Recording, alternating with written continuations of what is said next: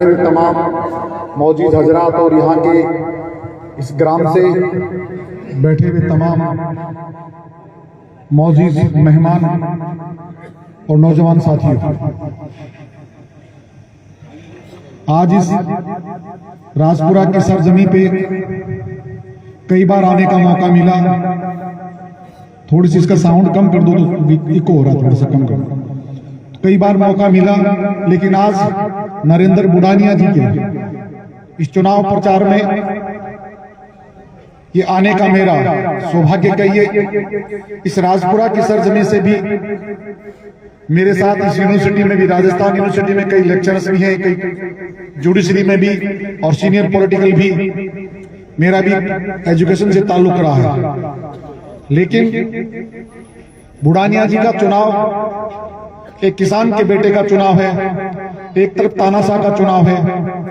ये तय करना है कि इस आजादी के, इस हिंदुस्तान का मुस्तकबिल लिखने वाले इनके वालिद, इनके दादा जो इस दुनिया में नहीं है, जब हिंदुस्तान के अंग्रेजों से लड़ रहे थे, इस हिंदुस्तान का मुस्तकबिल लिखा जा रहा था, तो इस परिवार का हक और इस परिवार के लिए भी आज हमारा फर्ज बनता है। जब हिंदुस्तान की मातृ वतन जब स्वतंत्र हो रहा था, उसकी लड़ाई में इस खानदान का जितना हाथ रहा, इस किसान परिवार के, इस गरीब, इस झोंपड़ी में पैदा हुए उस किसान के लड़के का, आज हमें एक बार सोचना चाहिए।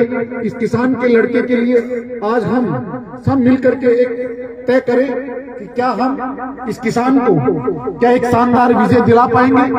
कुछ लोग आते हैं और चले जाते हैं, जो किसानों को भी बेवकूफ बनाते हैं, अकलियत के लोगों पे झूठ बोलते हैं, गरीबों के साथ झूठ बोलते हैं, किसान के साथ, व्यापारी के साथ, बेरोजगार के साथ और कर्मचारियों के साथ भी।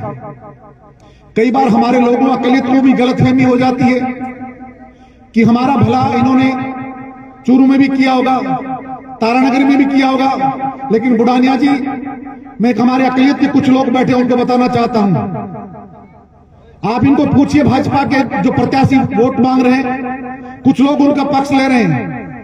क्या हबीब खां गौरान आरपीसी मेंबर क्या मुसलमान नहीं था? इसको पूछा जाए, गौ की या कसम, रामायण की कसम देके, क्या उस हबीब खां गौरान के खिलाफ मुकदमा करने में सबसे पहला इंसान कौन था?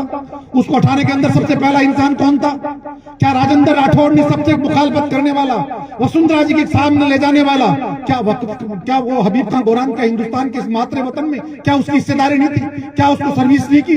क्या उसको आरपीसी चेयरमैन नहीं बनाया? लेकिन राजेंद्र राठौड़ ने सबसे पहले उस आरपीसी चेयरमैन को हटाने के लिए सबसे बड़ा घृणित कार्य किया, तो इस राजेंद्र राठौड़ ने किया था। एक अकलियत का मंत्री भी था जो आज टिकट के लिए भटक रहा है। सोचना चाहिए आपको एक बार, आप जो वकालत करते हैं राजेंद्र राठौड़ को पूछना चाहिए। आप दूसरों को कसम दिलाते हो, धर्म और कर्म की बात करते हो, क्या हिंदुस्तान के मुस्तकबिल, क्या इस बाबा साहब भीमराव, इस अंबेडकर के संविधान में क्या अकलियत के लोगों का हक नहीं? जब आप टिकट देने की बात नहीं करते हैं, तो फिर वोट लेने की किस हैसियत से बात करते हो? जब इसी यूनुस खान को भाजपा में टिकट मांगी जा रही थी, लास्ट दिन तक वसुंधरा राजे उस यूनुस खान की वकालत कर रही थी, तो सबसे ज्यादा वो कहे अपने धर्म कर्म से राजेंद्र राठौड़ कि यूनुस खान की मुखालफत करने वाला वो इंसान राजेंद्र राठौड़ नहीं था क्या? फिर आप मुसलमानों से वोट की उम्मीद करते हो? शर्म आनी चाहिए आपको। अकलियत के लोगों को सोचना चाहिए, आपका मुस्तकबिल आपके साथ है। अगर आप नहीं करोगे तो कहीं साधु संत के रूप में, कहीं तिजारा से चुनाव लड़ने वाला वो इंसान आपको ललकारेगा। आप मध्य प्रदेश को देखिए, आप उत्तर प्रदेश को देखिए, अगर आप अपने मुस्तकबिल को ध्यान नहीं रखोगे तो आने वाले लोग, ये केवल अकलियत के लोगों के लिए नहीं, ये दलितों की क्या हालात होगी, किसान की क्या हालात होंगे। जब पंजाब और राजस्थान और बिहार, यूपी के लोग, जब हरियाणा के लोग जब बॉर्डर पे लड़ रहे थे, तार बिछा दिए गए, जैसे भारत और पाकिस्तान का युद्ध हो रहा, क्या इस माँ का लाडला बेटा, क्या किसान का धर्म होता? क्या किसान का कोई मजहब नहीं होता? लेकिन उनको किसान समझ करके उनके साथ जितना घृणित कार्य किया, जिस तरह से अकलियत के लोगों के साथ किया जा रहा है, क्या राजेंद्र राठौड़ को सोच के कभी जवाब दे सकता है? अगर दे सकता तो मंदिर में बैठ के गौ पे हाथ रख के कहे कि हबीब खां गौरान का मैंने मर्डर नहीं किया, क्या मैंने आरपीसी चेयरमैन नहीं हटाएगा। आप किस से वोट मांग रहे हो? आज के राजपुरा में यूनुस खान की भागीदारी रही है, कई लोगों ने स्वागत किया जो यहां बैठे हैं।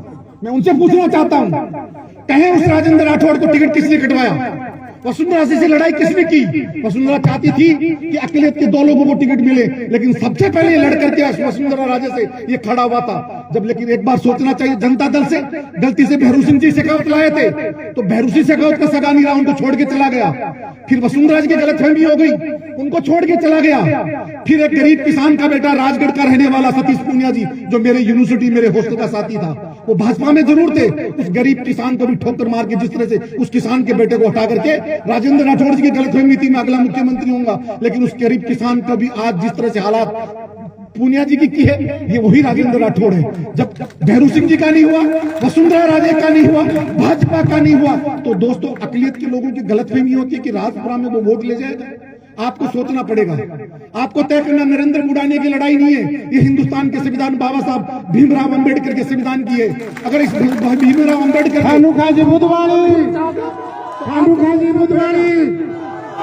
क्या आप इस हिंदुस्तान का मुस्तकबिल लिख पाओगे?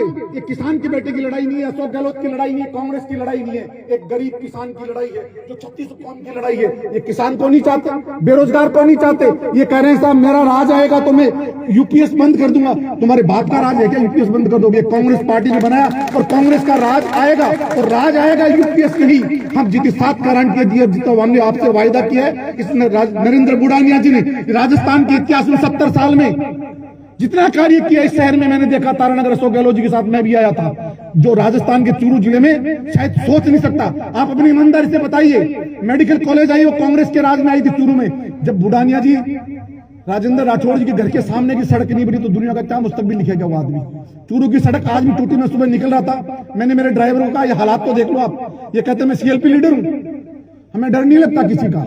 लेकिन दोस्तों अगर आप डर जाओगे, इस भाजपा से किसान हो, ये हिंदू और मुस्लिम की बात नहीं है, ये 36 कौम को बचाने की जरूरत है। ये बहुरूपिये के अंदर ये हिंदुस्तान के लोगों के साथ फिर एक कुठाराघात करेंगे, उस कुठाराघात से बचना होगा। जब आपको याद होगा, जब गुजरों के साथ जब 70 लोगों को मार दिया गया था, ये भाजपा का राज था। जब किसी की बहन रो रही थी, किसी की मां रो रही थी, किसका बाप रो रहा था, किसका बेटा रो रहा था, रक्षाबंधन में वो बहन रो रही थी, मां अपने जब बेटे की जब याद आती है, जब ईद और बकरीद ईद जब त्योहारों पे, दीपावली पे, वो मां हमेशा रोती है। जब त्योहारों पे 70 लोगों की लाशें गुजरों की एक साथ, जब गंगानगर के अंदर उस किसान के बेटों को मार दिया गया, कहां चले गए भाजपा के लोग? आज किसानों की बात करते हो आप, किसान की बात करते हो आप। किसने मारा गंगानगर के अंदर? किसने गोलियां चलाई घड़साना के अंदर? क्या कांग्रेस पार्टी का राज था क्या? राजेंद्र जी जवाब क्यों नहीं देते आप? हमने तो सोचा था आप एक राजपूत हो, और राजपूत हमें सच्चाई के साथ होता है। आपका रूप ही बदल गया। आपने तो राज किया रियासतों के, राज तो कायम खाने ने भी किया है, लेकिन ये तरीका आपका सही नहीं है। इसलिए दोस्तों सोचना एक बार, इस राजपुरा वालों को नहीं कह रहा हूं, और इस तारानगर के लोगों को भी। मैं भी रतनगढ़ तहसील के बुधवाली गांव से आता हूं, आपकी तरह बहुत छोटा सा गांव है। मेरे वालिद वालिदैन ने मुझे पढ़ने के लिए भेजा था, लेकिन मैं भी राजनीति में बुढ़ाने जैसुना में लिया है। माननीय अशोक गहलोत जी ने मुझे राजस्थान के अंदर सबसे पहले, अगर राजस्थान सरकार में भागीदारी थी तो खानू खान को वक्फ बोर्ड का चेयरमैन बनाया। एक बार नहीं 2 बार बनाया था। हम आरपीसी चेयरमैन बनाते तो बीजेपी को दर्द, कॉन्स्टिट्यूशन बॉडी में कोई पद आता तो दर्द, कोई अगर किसी चीज के मोटिवेशन किया जाता तो दर्द। तो भाजपा के लोग फिर वोट के लिए किस हैसियत से मांगने आते हैं? एक बार उनकी ईमानदारी से आप अपने दिल पे हाथ रखना, क्या हम इंसाफ कर रहे हैं क्या? बात नरेंद्र बुढ़ानिया की नहीं, जीते या हारे, बात इसकी है कि संविधान बचना चाहिए, नहीं तो इस हिंदुस्तान के दलितों का और मुसलमानों का, किसान जाति के लोगों का वो हाल होगा आप और हम सोच नहीं सकते। ये तानाशाह लोग आपके और हमारे कभी नहीं हो सकते। गलतफहमी है जाट वर्ग को भी, गलतफहमी है अकलियत के लोगों को भी, गलतफहमी है दलितों को भी। जिस तरह के हालात, जब किसान की हालात हो रही है, दलित की हो रही है, मुस्लिम की हो रही है, व्यापारी की हो रही है, बेरोजगार की हो रही है, पत्रकार की हो रही है, और सबसे ज्यादा तो हिंदुस्तान की जो मुस्तकबिल, जो सुरक्षा करने वाले उन सिपाहियों को अग्निवीर के नाम पे सरेआम 2 साल के अंदर वापस लौटा देते हैं। किस शिक्षा की बात करते हैं? दोस्तों एक बार जरूर सोचना, अगर हिंदुस्तान का मुस्तकबिल अशोक गहलोत जैसे इंसान, नरेंद्र बुढ़ानिया जैसा लाल अगर आप लोगों ने पैदा नहीं किया, तो अगर गारंटियां, योजनाएं सब धरी रह जाएगी। वो फिर 500 रुपए का सिलेंडर नहीं आपको 1200 में मिले, दवाइयां 1000 की नहीं 1 लाख के बजाय लाखों में मिले, आपका इलाज हो नहीं हो, 200 यूनिट आपको फ्री, 2000 किसान को फ्री, बिजली फ्री, दवाइयां फ्री। कल तो बुढ़ानिया जी ने, अशोक गहलोत जी ने 25 लाख की जगह 50 लाख रुपए भी चिरंजीव की बढ़ा दिया। अगर कांग्रेस का राज आता है तो किसान की भैंस और बकरी मरती है तो 40 हजार रुपए दिए जाते हैं। तो इसलिए खास करके राजपुरा के लोगों को कहना चाहता हूं, अकलियत के लोगों को भी, आप अपने दिल पे ईमानदारी से सोचना, उस इंसान को जवाब देना। अगर नहीं दे तो गऊ पे हाथ रखवाना, उसको कसम दिलाना कि हबीब खां गोरान को आरपीसी चेयरमैन से किसने हटाया। लियाकत खां आईजी जो मरहूम है, उसके साथ बदमाशी किसने की? बुढ़ानिया जी, ये भी दावे के साथ कह रहा हूं, अगर मरहूम लियाकत अली आईजी नहीं होता तो ये राजेंद्र राठौड़ जी भी शिकंजों के अंदर होता। ये तो पूछे वसुंधरा राजे जी को, ये बात वहां भी हुई थी जिस दिन यूनुस खान का टिकट कटा था। इसलिए जिता आप राजेंद्र जी पहले वाले ट्रैक पे आइए, अच्छा व्यवहार करें, नहीं तो तख्त और ताज दोनों बदलते हैं। कांग्रेस का राज तो पहली बार मैंने देखा सुबह से राजपुरा के अलावा भी कई गांवों में, तारानगर की धरती पर भी राज कांग्रेस का आ रहा है।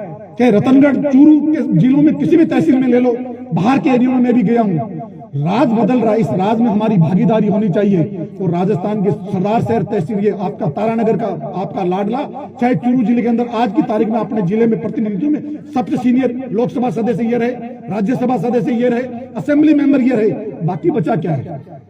बाकी आपकी सेवा बची है, ये आपकी कर रहे हैं। इसलिए दोस्तों एक बार जरूर सोचना कि हम सब मिलकर के इन भाजपा के लोगों से इस हिंदुस्तान के मुस्तकबिल को बचाना होगा। यह भी निश्चित है कि हर आदमी के अमाल अपने काम आते हैं। हाजी जी, ना बीवी काम आती है, ना माँ काम आता है, ना भाई काम आता है। हर इंसान जर्रे के जर्रे के लिए तड़पता है। लोग भूल जाते हैं घर में कितना बड़ा लाड साहब बादशाह की मैयत होती है, लोग उसकी बीवी बच्चे भी नाम नहीं लेते। आप और हमारी हैसियत क्या होती है, इंसान की औकात का तो पता वहां लग जाता है। इसलिए सोचना एक बार कि हम वोट देने से पहले जाए, उस बटन दबाएं, उस बटन पे सोचना एक बार हमारी हैसियत क्या है और कल क्या हमारी हैसियत होगी, हमारे बच्चों की क्या हैसियत होगी। अगर आप नहीं सोचोगे तो लोग आपका नाम और तख्त और ताज, आपकी दुनिया बदल देंगे। ये भाजपा के लोग किसी के सगे नहीं है, एक बार जरूर सोचना आप लोग। इसलिए पुनः कहना चाहता हूं, ये हिंदुस्तान के बाबा साहब भीमराव अंबेडकर के संविधान को बचाने के लिए ये कांग्रेस पार्टी 36 कौम को साथ लेके चलती है। ये जाति धर्म की बात नहीं होती है, यह इंसानियत को इंसान से जिंदा रखने की जरूरत है। मजहब को बचाने की जरूरत होती है। मजहब तो तब बचेगा जब इंसान बचेगा। जब इंसान खत्म हो जाएगा तो मजहब आपके काम नहीं आएगा। मजहब तो तब काम आएगा, इंसानियत जिंदा रहेगी। इसलिए ना मंदिर बचेंगे, ना मस्जिद बचेंगे, ना गुरुद्वारा बचेंगे, तब बचेगा जब इंसान इंसानियत से मोहब्बत करेगा। यही कहना चाहता हूं कि आओ हम सब मिलकर इस हिंदुस्तान की गंगा जमनी तहजीब को बचाए और बुढ़ानिया के जो इनके मरहूम वालिद और वालिदैन जिन्होंने पढ़ा लिखा के इस नौजवान बच्चे को आपकी सेवा में लिखा है। एक हमारे डॉक्टर साहब घूमते हैं, उनके वालिद के मरहूम को जो वैद जी जो चले गए, आज कितना दर्द होता होगा कि मैं जिस पार्टी की मुखालफत करता था, आज मेरा लड़का उस मुखालफत पार्टी के साथ घूम रहा है जो कल उसके खिलाफ लड़ता था। आज शायद मुझे नहीं लगता जितनी दुखी आत्मा चंद्रमल वैद की होगी, शायद उतनी नरेंद्र बुढ़ानिया जी शायद उनके भी नहीं होगी, राठौड़ साहब के परिवार की भी। वो तो खुशियां मना रहा होगा। लेकिन वैद जी के लोगों को भी सोचना चाहिए कि हम वोट देंगे, एक श्रद्धांजलि देंगे, एक वोट चंद्रमल वैद के नाम पे देंगे, लेकिन वोट नरेंद्र बुढ़ानिया, चंद्रमल वैद कांग्रेस परिवार का ताल्लुक रखता था, कभी उन्होंने पार्टी नहीं बदली थी। पार्टी बदलने वालों का कोई मजहब नहीं होता। जो अपनी माँ के आंचल के साथ बदमाशी करता है, जो अपनी माँ का नहीं होता बेटा, वो किसी का नहीं हो सकता। कल तक कहता था मेरी वालदा है, आज कहता मेरी वालदा नहीं है। हम कल भी कहते थे हमारी वालदा है, आज भी कहते हैं हमारी वालदा है। ये सरजमी हमारी मातृ वतन है। कल भी हिफाजत करते, आज भी हिफाजत करते हैं। इस कांग्रेस को हिफाजत की जरूरत है और बुढ़ानिया जी को जिताने की जरूरत है। ये चूरू जिले का नेतृत्व करें, नहीं कि तारानगर का। हम भी उम्मीद करते हैं 30 साल बाद हमें भी एक रोशनी की नजर आ रही है रतनगढ़ तहसील में कि गोदारा जी चुनाव जीत रहे हैं, वरना तो 30 साल हो गए हमें एमएलए के दर्शन किए हुए। इसलिए दोस्तों हम मिलें, मन भेद भूलें, कांग्रेस को जिताएं। अशोक गहलोत जी की जितनी स्कीम बोली जाए उतनी कम है, वो करने की जरूरत नहीं है। सभापति बैठिए, मैं इनको हंस रहा था, आपने शानदार सड़कें बनाई, अच्छा कार्य किया। बुढ़ानिया जी ने तोहफा दिया आपको, एक अकलियत के लोगों को तारानगर के अंदर मुखालफत दिया, सही जो भी रहा, एक मैसेज जाना चाहिए कि हमारा वोट कांग्रेस के साथ, हम भाजपा के साथ बिकने वाले नहीं है। जय हिंद, खुदा हाफिज। नरेंद्र बुढ़ानिया, नरेंद्र बुढ़ानिया, खानू खान जी बुधवाड़ी, बहुत बहुत शुक्रिया खानू खान जी।